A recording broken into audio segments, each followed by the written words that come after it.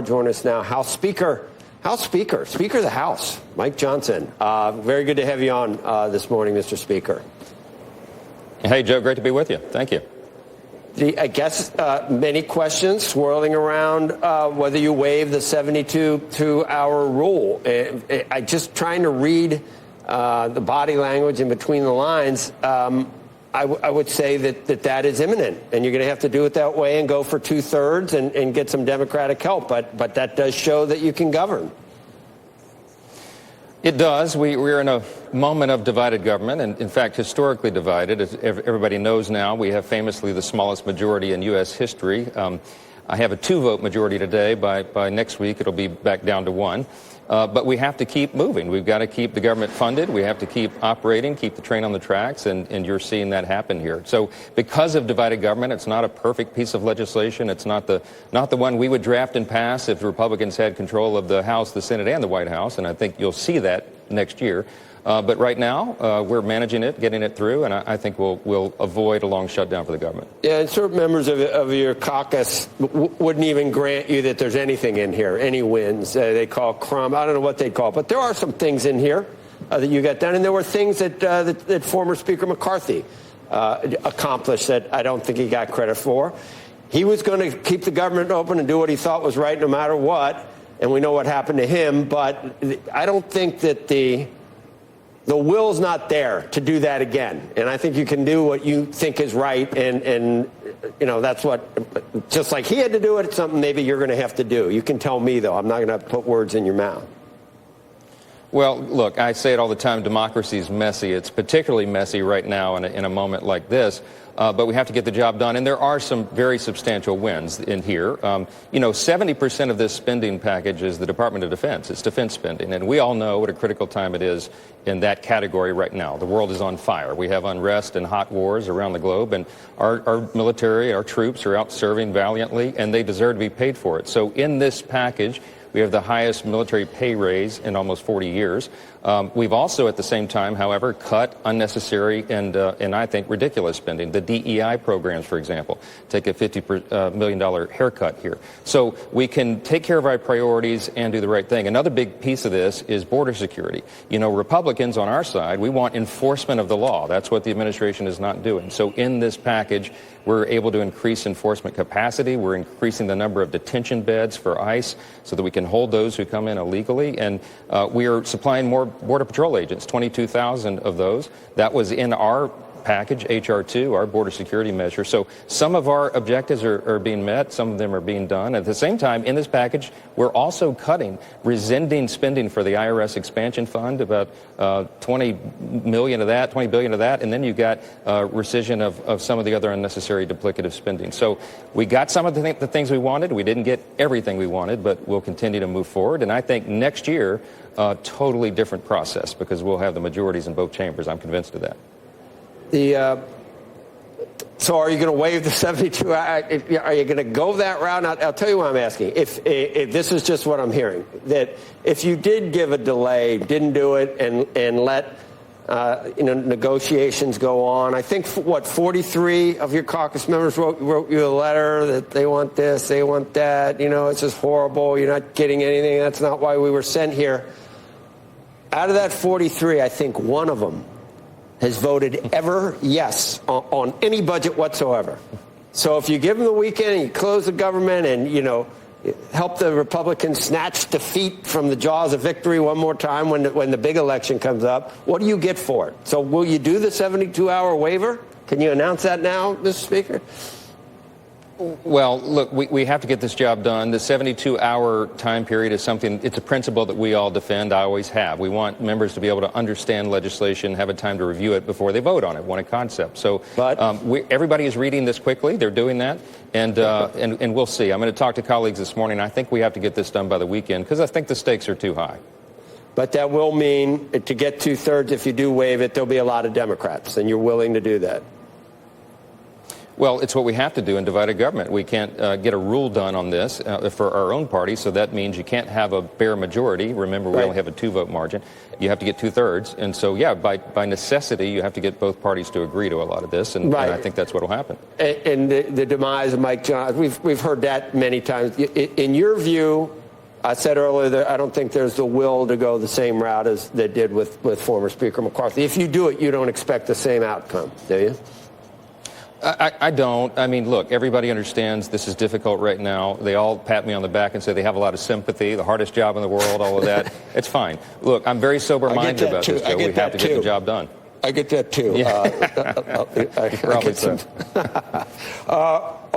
We had Maya McGinnis on earlier, and we were talking about some of the long-term issues that we have in terms of spending and revenue and everything else. And she said, I don't have one positive thing to tell you about this report. We called it the highlights, but they were really the lowlights. And do you have an answer for what we need to do? But your candidate, former President Trump, won't touch Social Security or Medicare. Even when he didn't even say that, but when someone implied it, Biden immediately came out with an ad that said, I'm going to protect it. So neither candidate is going to touch that third rail. Should we? No, we shouldn't. And here's the way that we'll do it. There's two completely different worldviews on this. You know, the Biden budget came out. It would make the largest tax increases in U.S. history, about $4.9 trillion in tax increases. It would raise the debt to about $52 trillion over the next 10 years. We can't go down that road. We're going to crash the U.S. economy. We all recognize that. So what we present is the alternative view, and that is our House Budget Committee passed their resolution here in the last couple of weeks, and it would balance the federal budget in 10 years and cut $15 trillion in spending while not affecting Social Security or Medicare. This is possible to do, but it takes very tough political choices, and you got to limit the size and scope of the federal government. What a concept! We've been talking about that for a long time. There is a path to do it, but it takes tough political choices. It takes political courage, and I think you'll see that in the days ahead. Because I believe the stakes are too high, and we have to save this economy, and I think we can, but it has to be the right policy choices. There have been calls, bipartisan calls, actually, to bring together another commission to address this. Something like Simpson-Bowles, but one that has teeth, would be required to follow the recommendations of that committee. Would you support that, Mr. Speaker? I have been supportive of that. We've been talking about it. It would be a bipartisan, bicameral commission. The catch is you want to make sure that they don't go in with the idea that they would be raising taxes, because I think raising taxes is problematic in a situation like this. I believe, I'm a limited government fiscal conservative. I believe in the principle of reducing taxes on job creators and innovators and risk takers and hardworking families, and reducing regulation so you can unleash the economy. And this is not just a theory. But we've proved Speaker, this the first 2 years of the Trump administration. Yeah. I mean, can we just back up? If you are going into that saying, I support a committee, but one that only sees things my way and is willing to cut expenses but not do anything else, you're going to lose the bipartisan part of that. Simpson-Bowles was based on the idea that you would have to raise taxes in some arenas but also cut revenue, and that was how it was bipartisan, how you'd be able to get along with it. Could you see something like Simpson-Bowles, but that, again, also had teeth and would be required to follow the recommendations of that panel? I think there's a thoughtful discussion that needs to be had here and everything reviewed. But at the end of the day, I believe our principles are the ones that need to be presented. And what we did in the Trump administration is exactly that. The first 2 years, by the end before COVID, right, beginning of 2020, we had the greatest economy in the history of the world, not just the U.S. And the reason is because we actually implemented these policies. Tax Cuts and Jobs Act, the regulatory reforms were transformative for the economy. We were onshoring again, manufacturing here. People were out growing businesses, adding jobs, and you had an increase in every demographic in the country. All boats were rising at the same time. And then President Biden comes in and reflexively, post-COVID, does exactly the opposite. And that's why we're in the situation we're in right now. These are policy choices that put us here, and thus policy choices that can turn us back. And I look forward to that. I don't think November can get here soon enough. We start the next Congress in January, and I think you'll have unified government with people in the White House, the Senate, and the House who believe in these principles. And we advance those. I think we can turn this economy around. I really, really do. Mr. Speaker, where are you on Ukraine aid, on aid for Israel? I know you were considering inviting Prime Minister Netanyahu to address Congress. I mean, staggering comments from, I guess it's one man's opinion, but staggering comments from Majority Leader Schumer about the Prime Minister. You were considering it. You spoke with the Prime Minister as recently as yesterday morning. Are you going to invite him? I would love to have him come and address the joint session of Congress. We'll certainly extend that invitation. He invited me, and I've been invited to speak at the Knesset there. I would think I would be the third U.S. speaker in history to do that. It'd be a great honor of mine. We're just trying to work out schedules on all this. But what Chuck Schumer did was just almost staggering, just unbelievable. To suggest to our strongest ally in the Middle East, the only stable democracy, that he knows better how to run their democracy is just patently absurd. I mean, imagine if I came on your show this morning and called for a regime change in Ukraine in the middle of their crisis, fighting for their very survival. That's what Israel's facing right now. And for the leader of the Senate to say such a thing was just outrageous. And I think it was received that way in Israel. I don't think they appreciate that very much. And it sends a terrible signal to our allies and our enemies around the world. So I wish Schumer would keep his comments to himself on all that. Well, we have to present.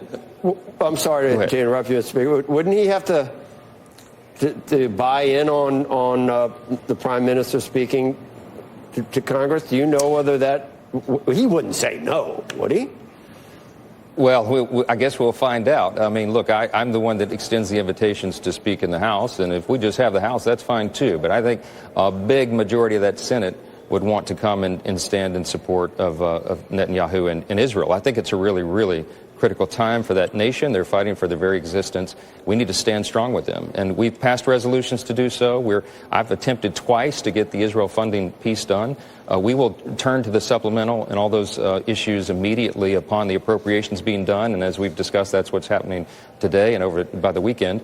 And so we'll address that. We'll look at it. We have lots of thoughtful conversations here on different routes to handle all of that. And I won't show all the cards this morning, but they're ideas, very thoughtful ideas on how to do it. And I think we'll get the job done, and we'll project strength because, we maintain peace through strength. That's an old Reagan admonition and one that we still believe in. You saw the President Biden's State of the Union and his view or in his impression of where we are in time right now as a nation, and then there are our views probably that are diametrically opposed to a lot of the stuff the president said at the State of the Union. If President Biden were to win re-election, what does that look like for the relationship between your party, the GOP, and for the next 4 years? It just paints a pretty bleak picture on where we would be, does it not? I think it does. I think 4 more years of Biden-Harris policies would be disastrous for America. Well, we wouldn't get anything done, I don't think, Mr. Speaker. Your own party is tough enough. I mean, I can't even imagine what we would accomplish with all these very, very serious and weighty issues that we have in foreign policy and domestic policy. Yeah, I don't think you're overstating that, Joe. It's a serious problem. I don't think America wants to go down that road. President Biden has a 36% approval rating right now. It's the lowest of anyone ever running for re-election. I don't think he will be reelected because people are feeling the pain of these policy choices. The wide open border, the economy in the tank, crime through the roof. I mean, people are feeling unstable and insecure, and that's because of the lack of leadership from the White House and the Senate Democrats, frankly. I think because of that, I've been to over 20 states now over the last several weeks, just campaigning with our challengers in these races we're going to flip for the House and with our incumbents. And I'm telling you, there is an energy out there in the base that's not even fully registering on the polls. People are anxious, they are deeply concerned, and they are ready to vote for change. And I think they're going to give us the levers of power, and I do genuinely believe we can fix this. I think America's best days are ahead of us. I really do. But we have to have a difference in the direction, and I think this election is going to provide us that opportunity. I didn't get to talk to you about the EV, the latest gas type stuff. You got one yet, Mr. Speaker? You driving around in a Tesla as we say in North Louisiana, that dog don't hunt. We don't do that. We drive pickup trucks, and we're going to keep doing it, no matter what AOC and Biden say. All right. Well, it's been a while since we've seen you, and thanks for all the time this morning, and hope to see you again soon. Thank you, my friend. Good to see you.